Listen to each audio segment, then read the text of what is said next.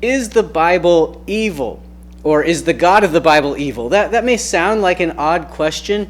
In the last video, I looked at contradictions in the Bible. And I remember when I was in college years ago, that was kind of the big struggle, was how do we answer all these alleged contradictions? Today, I think the challenge is much more explaining this accusation, is the Bible evil? Let me give you an example right away of what I mean. Slavery. Does the Bible promote slavery or the mistreatment of slaves? And so Exodus 21 verse 20 and 21 says, anyone who beats their male or female slave with a rod must be punished if the slave dies as a direct result. But they are not to be punished if the slave recovers after a day or two, since the slave is their property. Well, you can see right away how this does not sound that good in our modern culture and our modern understandings about slavery. It sounds like this is saying you can beat a slave to the point where they almost die, but if they don't die, then there's no punishment because, after all, the slave is your property.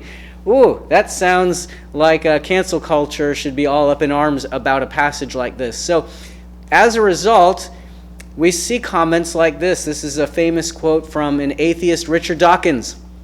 And in the opening section of a best-selling book, he writes, "The God of the Old Testament is arguably the most unpleasant character in all fiction, jealous and proud of it, a petty, unjust, unforgiving control freak, a vindictive, bloodthirsty ethnic cleanser, a misogynistic, homophobic racist," and you get the idea. And so this is what we're going to look at in this video. How do we respond? Because if we're saying the Bible is the Word of God, the ultimate authority, we can trust it, is it evil? We need to be able to answer that kind of question. So let's first talk about some principles of interpretation, because obviously I don't agree with that accusation at all. I think that the verse about slavery is ignoring all kinds of important context that we have to understand. But let's talk about some principles of interpretation before we come back and look at that passage. So first of all, I want to talk about the progressive way of interpreting Scripture. Progressives are largely motivated by this question. It sounds like a lot of things in the Bible, especially the Old Testament, are embarrassing. They sound really bad. And we don't want to say that we believe in a God or a Bible that promotes evil. So they have come up with a system of getting around that, and I don't think it's the right system at all. It leads to all kinds of problematic theology. So their system is to say that when the Old Testament was written, this represented progress. Morality was so bad in Old Testament days that this was sort of a step up. Now, it still wasn't good morality, but the idea that a slave could be punished at all, for instance, if the slave did die, well, that was at least an advancement over where the culture was at the time. In the New Testament, we see further progress. We see Jesus teaching things like love your neighbor. And so the progressive is going to see a lot of tension between the Old Testament and the New Testament. Of course, even the example I just gave, I'm realizing love your neighbor is a command in the Old Testament. But that aside, they're going to look at Jesus as promoting tolerance and acceptance. And certainly Jesus wouldn't be in favor of slavery. And so we see progress. And then the assumption is that today we've made even more progress. Whereas in the Old Testament, it said homosexuality was wrong and you should stone someone who is an adulterer or commits homosexuality.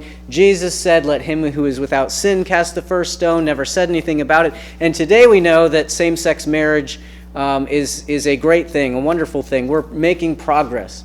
And even if the Bible has passages that say certain things are wrong, we don't have to really follow those because the Bible is giving us sort of an arc. It's saying, here's the direction you should move in towards accepting every and all things. And so we're just following the Bible to that logical conclusion. Well, there are so many problems with this, but I think we have to start with the understanding that the biggest problem is, who is the authority here? The Bible is not the authority. You, the interpreter, are the authority of what is the true, proper morality. And whatever you think or whatever the culture of the day thinks is right and good, you can just say, well, the Bible was telling us that we should land here. And so anything that the culture is saying or anything you want to believe about morality, you're going to be able to say that's what the Bible is supporting, and that is not the case at all. This whole idea of a tension between the Old and New Testament is non-existent when you get into the text. It is simply created really to help support a progressive theology that is really anti-Bible. To the point where many people will even say, well, Jesus should have known better. And people will even now, out of the nature of progressive theology, say, well, I like a lot of what Jesus said here, but we don't have to pay attention to what Jesus said over here because we've made progress beyond Jesus. And so it completely undermines all of the Christian faith. It says, you and I are Lord, not Jesus. And so there are huge problems with that, and I don't think we need to go there at all to answer this question. It is an unnecessary leap. So what can we say about principles of interpretation? I would use the term concessive. I think we do need to recognize that although the scriptures are not progressive, there's no evidence. Jesus said every letter of the Old Testament would be upheld. So Jesus doesn't seem to think that there's any quote-unquote progress from the Old Testament to the New Testament. But Jesus does teach that the scriptures are concessive. And what I mean by that is the Bible gives laws. Those law codes are in the context of a fallen world. And here's the example I would give. Jesus says in Matthew 19:8, Moses permitted you to divorce your wives because your hearts were hard. But it was not this way from the beginning. So Jesus is asked a question about divorce. When is a divorce acceptable? And Jesus says that there is legal code surrounding the issue of divorce, and divorce is not prohibited. So according to the commands in the law of Moses, divorce is permitted. But Jesus says that doesn't mean divorce is right. If you go back to the beginning, you see God's ideal for marriage in Genesis 2, that it is a lifelong covenant commitment. But given the fact that men are going to be sinful and want to divorce their wives, there needed to be some protection, legal protection for the victims of divorce. And so Moses regulated that, but we should not read into that someone can get divorced for any and every reason. No, Jesus says there's always some kind of adultery that is occurring. Either one party or both parties may be guilty, but somebody is guilty of adultery whenever there is divorce and remarriage. And then I'm not going to get into all the details of when that is, but the principle here that's important to understand is that Jesus is saying some laws were given as a concession to the fact that there was sin in the world. And it doesn't mean that every law should be interpreted as if it is an endorsement of a certain practice. In other words, laws regulating slavery are in place because of a sinful fallen world where slavery exists. But that doesn't mean that God created people to be owned by other people or that it was that way from the beginning. No, there are clearly verses in Genesis that indicate that we are all created in the image of God and have equal worth, and slavery is not the ideal. That is not how God set up creation. The law acts as a regulative principle.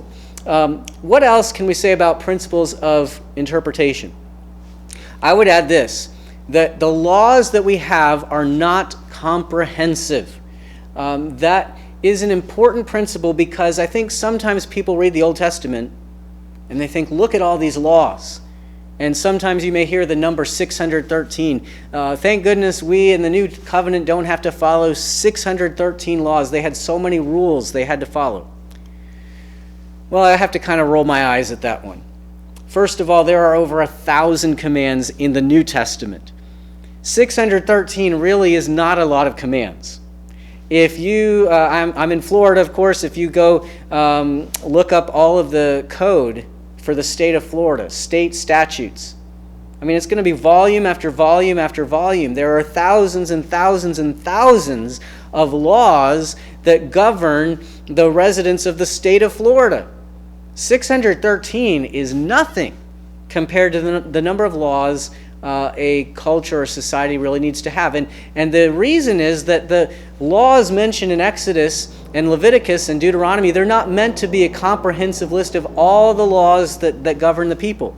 They are sort of examples. They're case studies. They're saying, hey, here's an example of the kind of laws you need to have and abide by. And that's going to affect our interpretation as we look at some of these difficult Old Testament passages, that they aren't covering every scenario.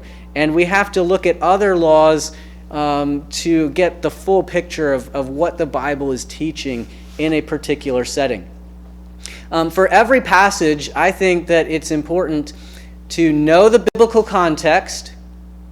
You have to know, what is this passage really saying? Let's look at everything going on before and after in the passage and make sure we're interpreting it right in light of the context. We also have to know the historical context. What were the slave practices at the time, for example? That we know, what is this law meaning to do or affect? How does it compare to other laws at the time? That's going to be helpful. And we also need to know the theological context. What is God trying to accomplish here at this moment in salvation history? That's going to be important. And so when we take context into consideration, I think a lot of these alleged problems of the Bible being evil vanish. And so we're going to see some examples of how to do that. I'm going to focus on slavery in this video, and then we'll look at other examples in the next video. So let's come back to this passage. Anyone who beats their male or female slave with a rod must be punished if the slave dies as a direct result. All right, we need to talk about context, and I have listed there the passages that are important. Not only should you read Exodus 21, verses 20 through 21 when you're trying to understand this passage, you need to read verses 16, 17, 18, 19, and all the way through 27, especially the numbers that I highlight there. Because what it tells you is that the context is the death penalty. That's the subject matter in each of these examples, when to apply and not apply the death penalty. And knowing that will help us understand what's going on in this passage. That's looking at the biblical context. Anyone who beats their male or female slave with a rod must be punished if the slave dies as a direct result, meaning must receive the death penalty. That is shocking in this culture, that a person, and here's knowing the historical context, typically if you beat a slave and they died, you might have some kind of light punishment or no punishment at all, but to receive the death penalty, that speaks to the theological context of what's going on here. All men are equal, and I would add men and women are equal. That's what the Bible is meaning. This is where we get our statement in the Declaration of Independence, is that we're all created in the image of God and have equal worth before God, and if you take someone's life, you have overstepped your boundaries of what you can do. You face the death penalty. It is a statement of the dignity and worth of all humanity, including slaves, and it was a radical statement at the time. The statement goes on. It says in 21, but they are not to be punished if the slave recovers after a day or two, since the slave is their property. Well, again, here what we're saying is, they are not to be punished, meaning they are not to be punished with the death penalty. It is not saying that they are not to be punished at all, and we know that by looking at the surrounding context. And the surrounding context gives specific examples of if a slave has permanent injury. Suppose that you blind them in one eye, is the specific example. Well, then there is a steep punishment for the person that did this. Even though the slave is considered legally his property, he's still going to be punished if he permanently injures the slave. And that one example of the eye is not meant to cover everything that a slave owner might do to a slave. That's just an example. That's the case law. That's one example to help guide the other laws that are going to be in place for other scenarios. And so what we have in the book of Exodus in chapter 21 is incredible given what's going on in the context. It's saying that your life, you ultimately stand before God, and even though you might have property, a slave, That's not God's ideal. That's just the way things were in the ancient world. So out of concession, there are some laws governing this. And what the laws are saying is that if you kill a slave, your life is equal to his.